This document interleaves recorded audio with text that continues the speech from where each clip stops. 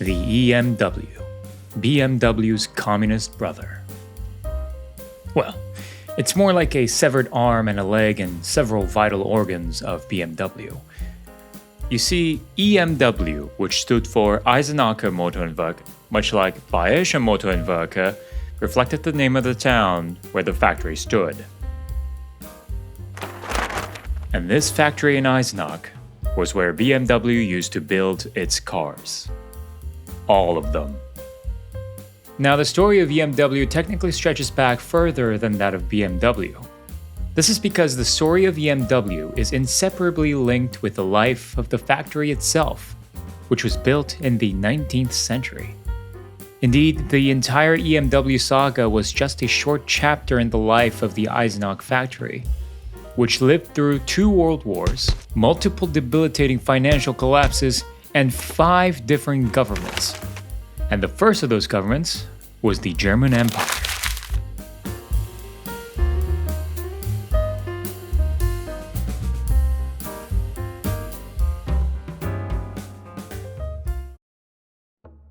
The story begins with one Heinrich Ehrhardt, a German inventor and industrialist of the 19th and 20th century.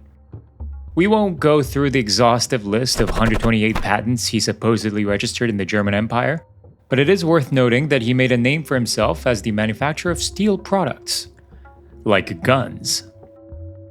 And in 1896, as a well-established cereal factory founder, Heinrich and a consortium of bankers founded the Fahrzeugfabrik Eisenach, the Eisenach Vehicle Factory.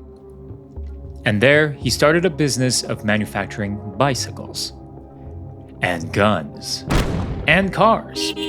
Soon after the gears started gearing and hammers started hammering, Heinrich and his beloved son Gustav, who appears very often in his autobiography, traveled to Paris to scout out vehicles he could license to manufacture in Eisenach. The smooth French roads were the perfect cradle for the birth of motor racing and in turn precision vehicle manufacturing. And during this trip, Heinrich and his son soon stumbled across the magnificent Decauville Voiturelle. It was a 3-seater with 2 engines, 1 cylinder per engine. It generated an eye-watering 3 horsepower and took Europe by storm, selling 107 units by 1898. Heinrich was not one to pass on such an opportunity. He managed to sign a deal with Decauville to produce the Voiturelle in Germany under the name Wartburg. The Eisenach factory was to become the 3rd company in Germany ever to produce the motor car. As most pioneers do, the Eisenach factory faced difficulties. Making a car for the first time, even with licensed designs, necessitated a long time and a deep pocket. Various parts of the vehicles needed to undergo thorough testing, and according to Heinrich himself, even choosing the materials for those various parts proved challenging.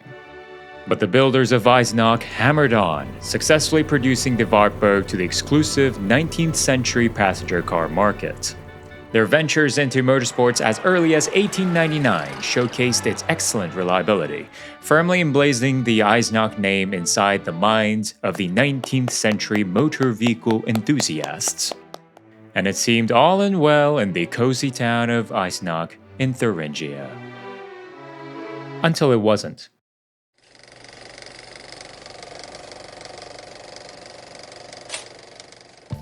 By the turn of the century, the Eisenach plant was struck by a Europe-wide economic disaster, the bicycle crisis.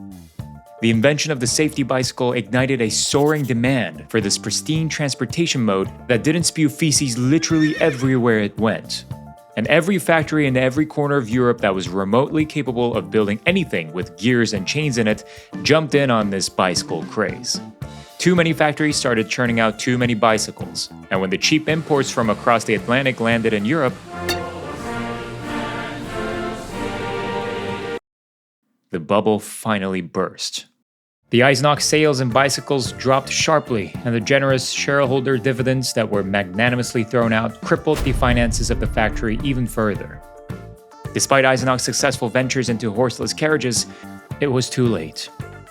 The angered bankers quickly blamed the Ehrhardts, and Heinrich relinquished his ownership over the company in 1903, marking the first change in ownership of the Eisenach factory.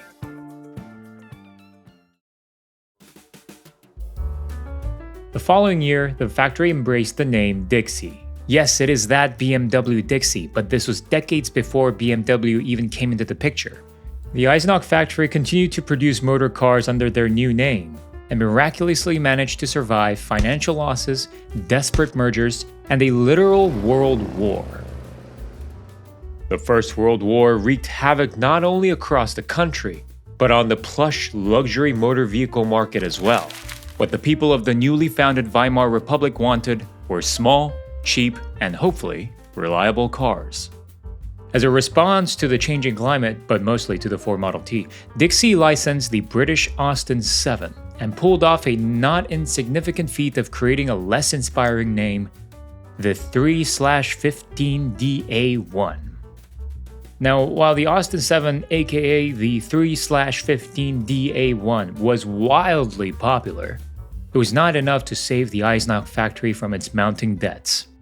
Years of inflation, post-war trauma, and overall economic horribleness meant it had to be shut down, unless some big auto corporation with ambitions to become one of the biggest and most influential German automakers could step in and buy it outright. And in 1928, BMW did just that.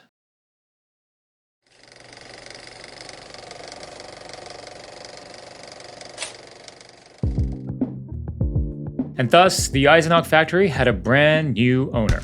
And in this Eisenach factory, BMW built and sold their very first cars in its history. The newly badged BMW 3/15DA2 was now a 4-cylinder speed machine, achieving 75 kilometers an hour on the road. They had come a long way since the dual-engine Wartburg days, and with the proper financial backing of BMW, the future of Eisenachers seemed to finally brighten up.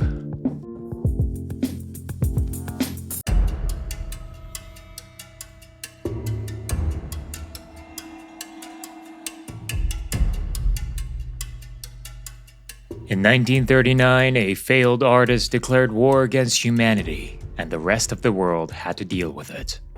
And so did the Eisenach vehicle factory.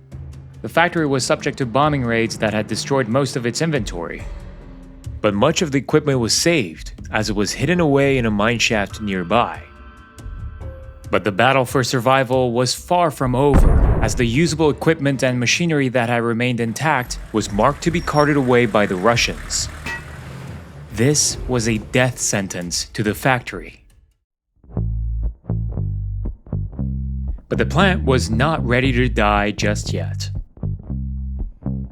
Under the plant manager Alfred Schmarje, the management team decided to pull off what I'd describe as a daring marketing stunt. They traveled to Berlin to visit Georgy Zhukov, the Marshal of the Soviet Union and the first governor of the Soviet occupation zone in Germany. And what followed next was a brilliant example of what happens when you show rather than tell. The Eisenachers had brought with them a shiny new BMW 321 as a gift to the Soviet Marshal. By showcasing this German engineering marvel and their ability to produce them, they hoped to gain the Soviets' favor of maintaining the factory's operations in Eisenach.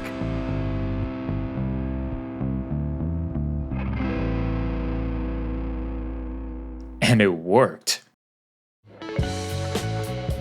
By 1946, the Eisenach factory under Soviet jurisdiction became the Soviet Avtovelo company, Eisenach BMW Works.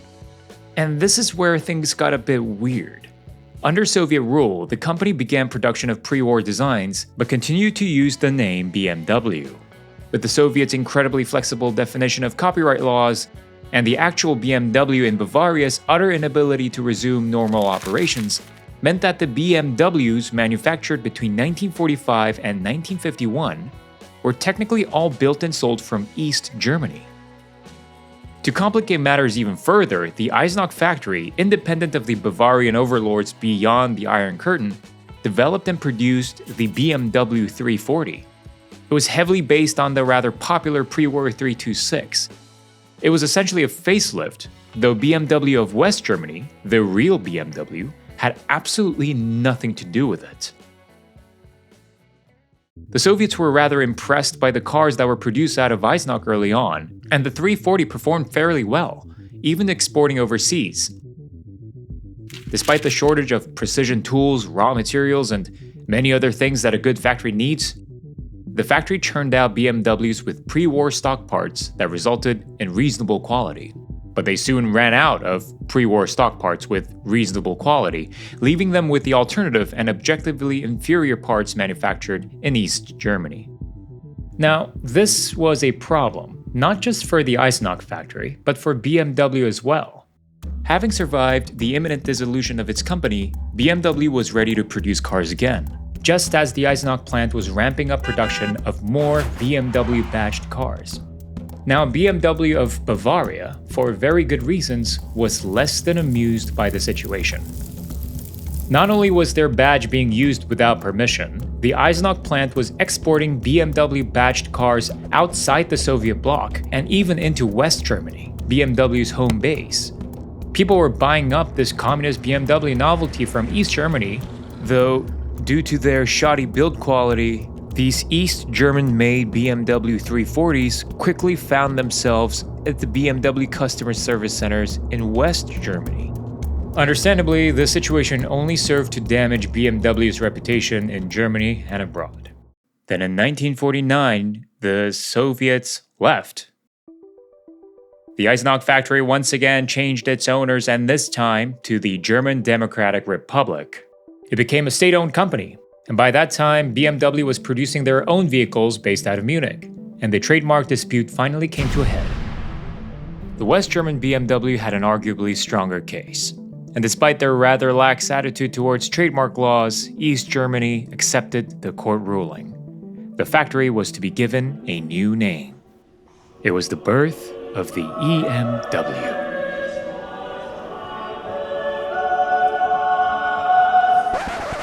In hindsight, it was more of a temporary badge fix rather than a carefully thought-out branding exercise.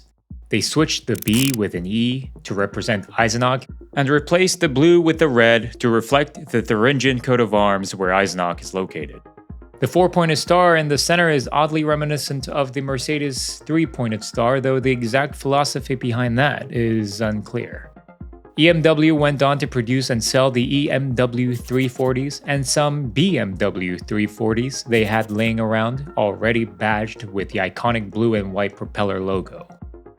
But the name did not last, as in 1953, just a year after EMW was created, the East German government renamed it once again to AWE, Automobilwerk Eisenach.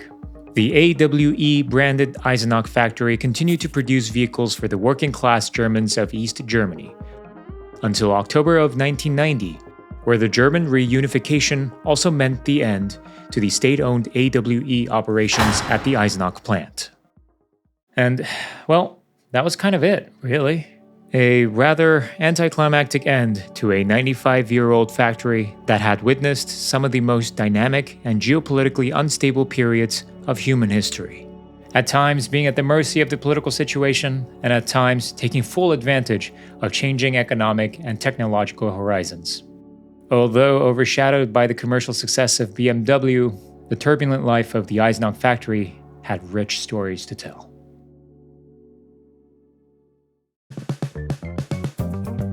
I hope you enjoyed this story. I started delving into this after coming across EMW by complete chance. I was just casually scrolling through a list of defunct car manufacturers, as one does in utter boredom, and its name immediately caught my attention. A German car company with suspiciously similar naming convention to that of BMW? I had to look into it. If you enjoyed this story, please consider hitting that like button, and if you want to hear more stories like this, consider subscribing. And I'll see you on the next one.